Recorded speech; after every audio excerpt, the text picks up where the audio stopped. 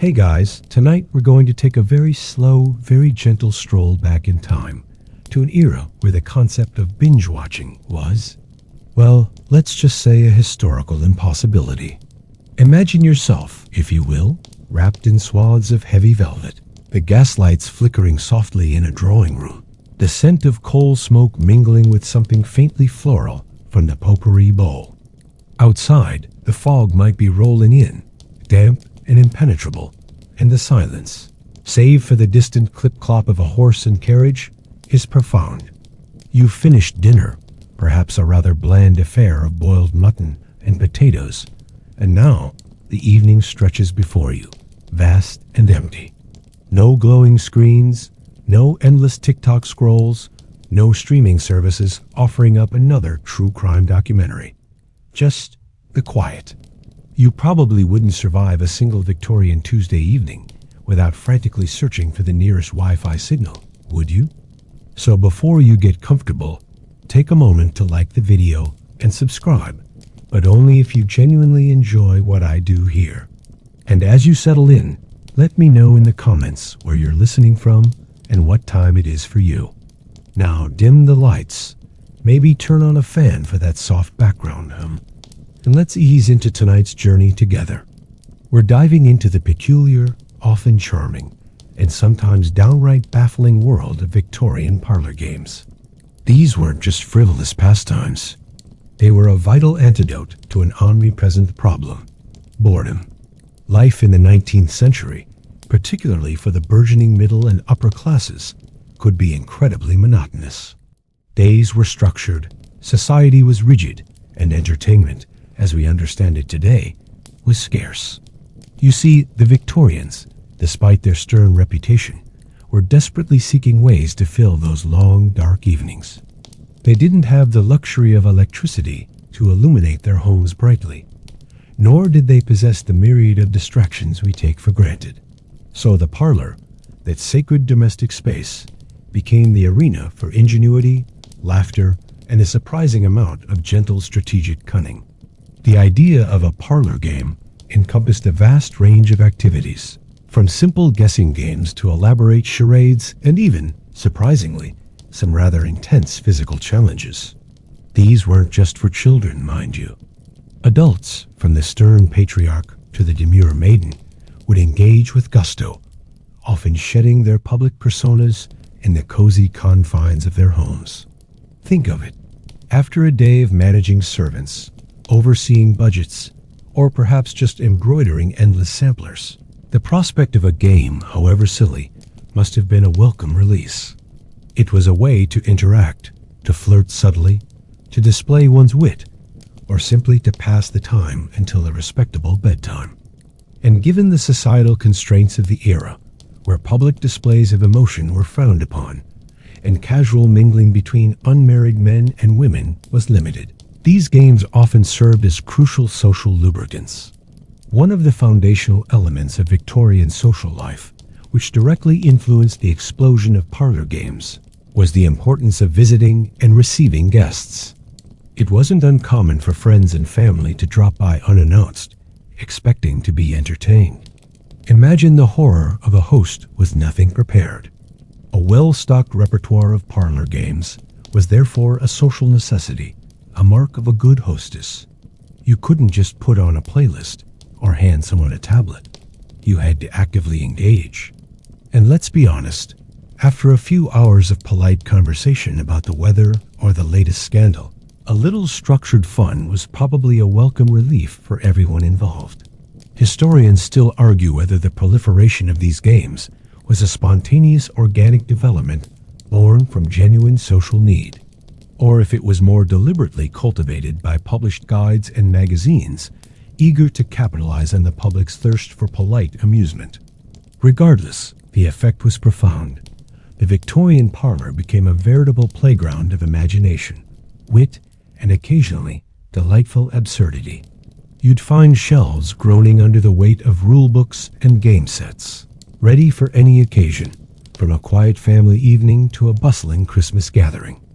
As the gaslights glowed and the tea was poured, the Victorian parlor wasn't just a place for polite conversation. It was a stage, And on this stage, a fascinating array of games emerged, evolving from simple diversions into complex rituals that reflected the era's values. Think of it. In a time before widespread public entertainment, before cinemas and concerts were readily accessible to everyone, the home was the primary venue for leisure. This meant that games, often simple in their conception, took on a profound importance, becoming intricate dances of wit and social maneuvering. Consider the sheer variety. It wasn't just about rolling dice or moving pieces on a board, though board games certainly existed and enjoyed a quiet popularity. No, the parlor game was often about performance, about verbal dexterity, and about a shared understanding of social cues. Take something as seemingly straightforward as charades. You might picture modern charades as a frantic flailing of limbs, but in the Victorian era, it was a far more elaborate affair. It wasn't just guessing a single word. It was often an entire phrase, a book title, or even a proverb, broken down into syllables. Each syllable would be acted out, often with props hastily grabbed from around the room. A shawl for a ghost, a teacup for a tea party. The audience, seated around the fireplace, would offer guesses, their hushed murmurs adding to the anticipation. It was less about speed and more about elegant interpretation and the collective enjoyment of the unfolding drama. You'd probably find it excruciatingly slow by today's standards, wouldn't you? Like watching paint dry, but with added dramatic pauses. Then there were the more cerebral games, designed to showcase one's education and quick thinking. Consequences was a particular favorite, a sort of proto-Mad Libs, where players would collaboratively write a story. Each person would contribute a sentence. He met ... She said ... The consequence was ... folding over the paper to conceal their contribution before passing it on.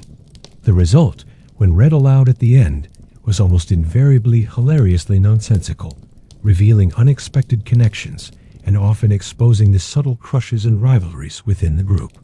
It was a gentle way to poke fun, to unleash a little bit of polite anarchy in a world that otherwise valued strict order. It's almost quaint how much amusement they derived from such simple premises, isn't it? No high-definition graphics, just ink and paper and a fertile imagination. And it wasn't just about playing. A curious fringe tidbit of the era was the development of highly specific parlor game manuals. These weren't just simple rule books. They were often elaborate tomes filled with suggestions, variations, and even etiquette advice for every imaginable game. Some even included pre-written charade scenarios, or riddles. This suggests a more formalized approach than we might assume for something so ostensibly casual. It speaks to the Victorian desire for order, even in their leisure. Historians still argue whether the popularity of these published guides truly drove the adoption of certain games or merely reflected an existing demand. Either way, it paints a picture of an era where even relaxation was, to some degree, a structured pursuit. You wouldn't simply play a game. You would engage with it, armed with the proper knowledge and a keen sense of decorum. It's almost as if they needed a rulebook just to have fun. Beyond the dramatic flair of charades and the collaborative chaos of consequences, Victorian parlors also hosted a fascinating array of games that directly engaged the intellect and rewarded quick thinking. These weren't merely about passing time. They were often designed to subtly test one's knowledge, wit, and verbal dexterity, all while maintaining an air of polite amusement. Imagine the pressure, sitting there in your stiff collars and corsets, trying to come up with a clever retort or a brilliant deduction, knowing that your social standing might, however slightly, depend on it. Take, for instance, the ever-popular riddles. Oh, these weren't the simple, what has an eye but cannot see, variety you tell children today. Victorian riddles could be elaborate, poetic, and often required a deep understanding of classical literature, mythology, or even obscure scientific facts. A host might present a riddle, perhaps from a printed collection, or even one they'd composed themselves, and the guests would spend a good 20 minutes quietly pondering, occasionally offering a tentative guess. The satisfaction of solving a particularly tricky one was immense, earning you nods of approval and perhaps even a rare smile from the most stoic family member. Conversely, getting it wrong too often might mark you as, well, a bit dim, wouldn't it? A truly awkward silence, broken only by the crackle of the fire. Another staple was word games, which took many forms. One popular variation was verbarium or categories, where a letter would be chosen, and players would have to list as many words as possible, beginning with that letter within various categories. Say, flowers, cities, or professions. It was essentially a low-tech version of categories, but without the frantic time limit. The joy came from the obscure words someone might unearth, or the polite debate that ensued if a word's validity was questioned. It was a gentle exercise in expanding one's vocabulary and demonstrating breadth of knowledge, all under the guise of casual play. You can almost hear the quiet hum of minds whirring, can't you, as they delved into their mental dictionaries. A particularly quirky tidbit is that some of these intellectual games even bordered on what we might consider early psychological experiments. Take 20 questions, for example. While seemingly simple, one person thinks of an object, and others ask yes/no questions to deduce it. It required a surprisingly disciplined approach to categorization and elimination. It honed powers of logical deduction, a skill highly valued in the Victorian era of scientific advancement and meticulous record-keeping. It teaches you to think systematically, which, for a society so obsessed with order, made perfect sense. Historians still argue whether the primary appeal of these games was genuinely intellectual stimulation, or simply a more acceptable form of competitive display in a polite society. Perhaps it was a clever blend of both, allowing individuals to shine without appearing overtly boastful.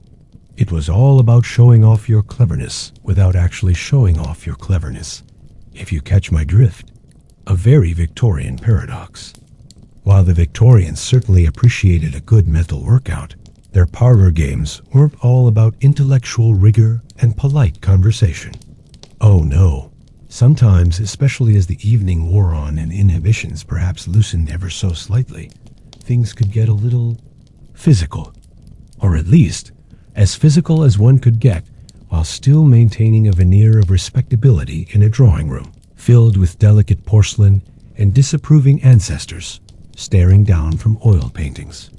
These were the games that might induce a polite giggle, perhaps a slight blush, and definitely a gentle murmur of, "Oh, I say," when someone inevitably stumbled.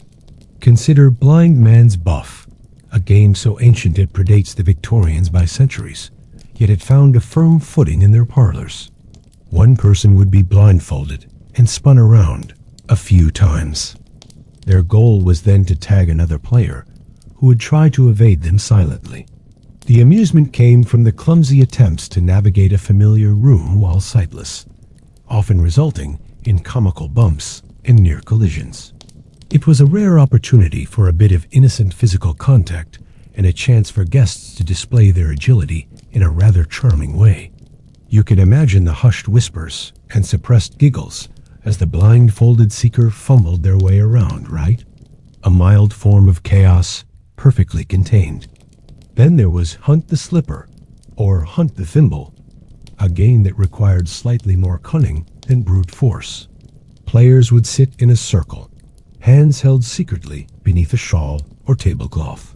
A small object, like a slipper or thimble, would be passed around, while the person in the middle, the hunter, tried to guess who had it. The joy here came from the sly misdirection, the subtle hand movements, and the quick glances exchanged between players. It was a delightful exercise in deception and observation, and it often led to bursts of laughter when the hunter was repeatedly fooled. It's almost like a very gentle, very polite version of a heist movie, wouldn't you say? Everyone trying to pull off the perfect, tiny deception. A particularly quirky tidbit is how some games, seemingly innocent, had underlying lessons in social decorum or even mild flirtation. Take pillow pillow. A player with a pillow would go around the circle, gently tapping others on the head.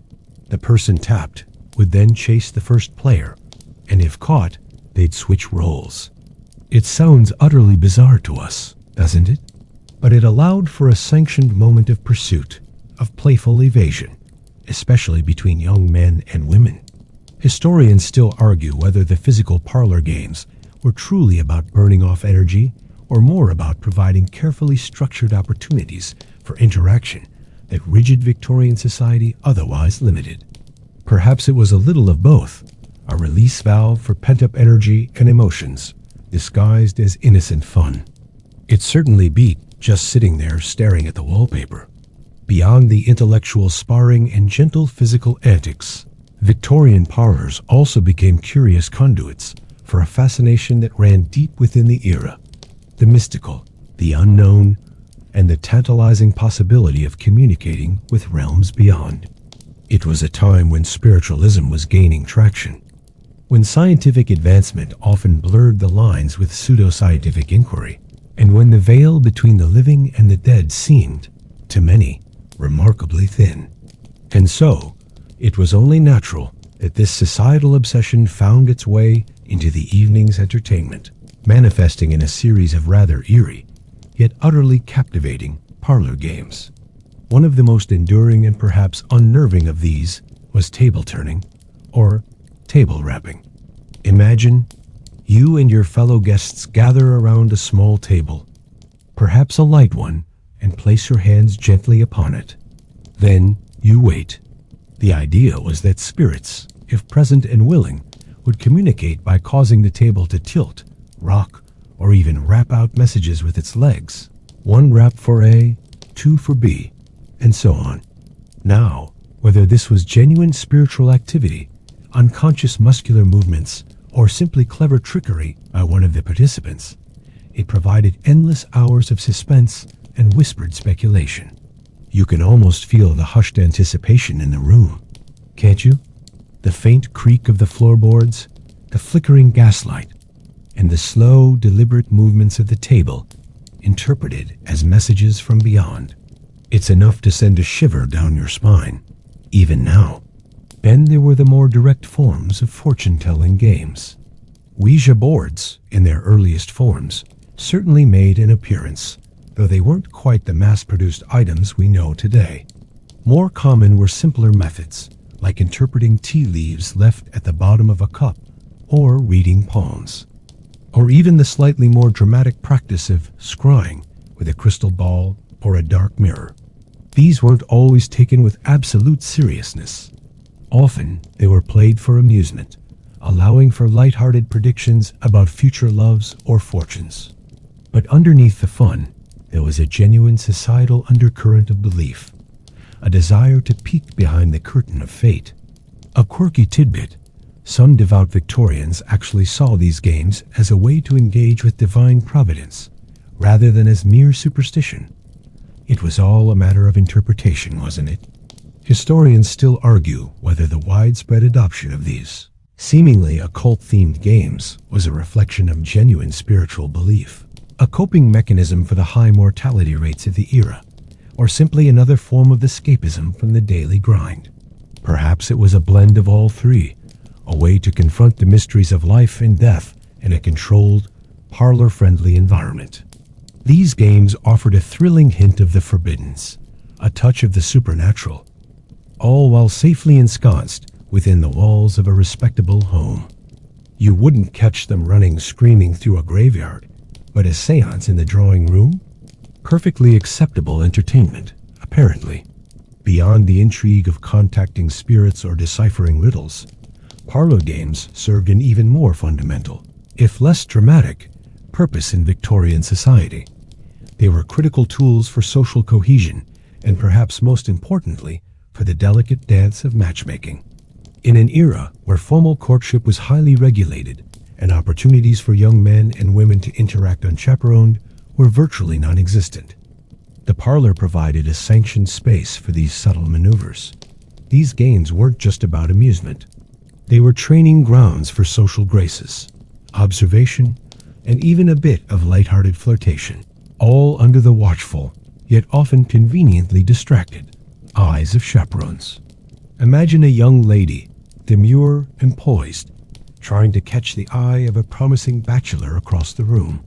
A direct conversation might be deemed too forward, but during a round of forfeits, anything could happen. Forfeits was a popular game where players who failed a task or made a mistake in another game would have to perform a forfeit, a small, often amusing task. This could range from singing a silly song to standing on one leg to, crucially, delivering a compliment to another player or even a very chaste kiss on the hand.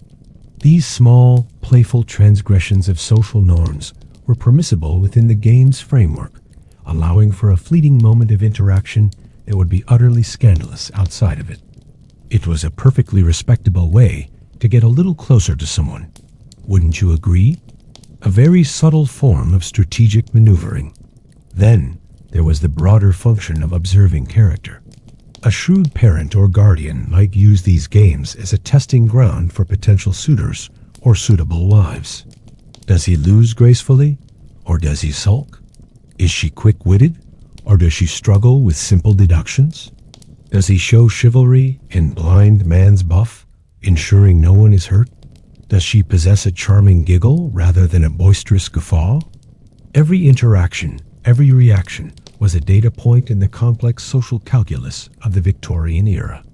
The parlor, therefore, became a discrete laboratory for assessing compatibility and character, providing insights that formal introductions rarely could. It was like a very polite, very drawn-out job interview, but for marriage. A quirky tidbit that adds to this social function is the existence of games specifically designed to reveal compatibility.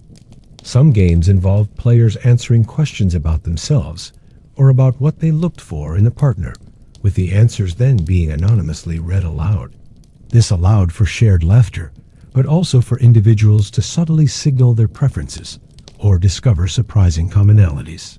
Historians still argue whether the primary intention of these games was genuinely to foster love and connection, or merely to reinforce existing social hierarchies and gender roles by providing a safe outlet for predetermined interactions.